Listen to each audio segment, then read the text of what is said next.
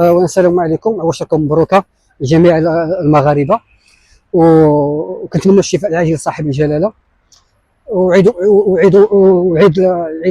عيدكم مبارك سعيد. انا اللي كنت ظهرت معكم في واحد الانترفيو، واحد المشكل ديال العساس واحتلال الملك العمومي، وواحد ريبورتور خدم 24 ساعه 24 ساعه. الحمد لله من بعد ديك الانترفيو وصلنا للنتيجه. كان تدخل من السلطه مشكورين. موراها بيومين او 3 ايام كان جا عاود فتح ديك الموتور كان شيء لم يكن، في تحدي القرارات ديال السلطه. فانا كنت اتصلت بالمقدم وخبرته بداكشي اللي كاين، بقى كيبرر لي بان داكشي ما كاينش منه. طلعت لسطح العماره وعملت له فيديو وبارطاجيته معاه كاثبات وكدليل على ان فعلا داك الموتور هو اللي يخدم. داك الفيديو كتظهر فيه واحد العائله صغيره كتشري من عنده شي حاجه او كتقدم له شي حاجه او كتعطيه شي حاجه.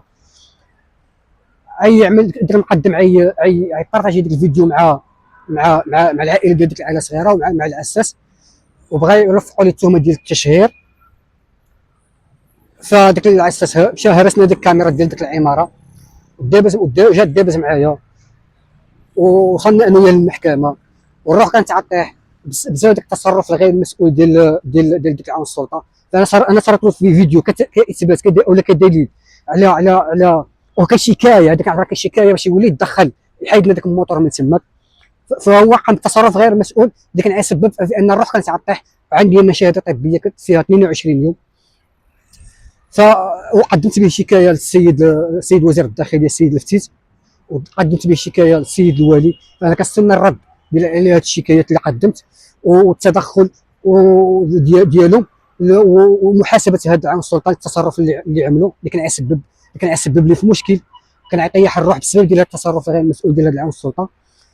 فاحنا كنتمناو ان هذا المشكل هذا يتحل، وهذا المشكل يكون حل جذري ماشي حل مؤقت. يعني كل يومين 3 ايام يولي عاود يفتح داك الموتور، جاو يحيدوه له ولا يعاود يرجعوا. فهذا كنعتبروا تحدي الديسيزيون ديال السلطه.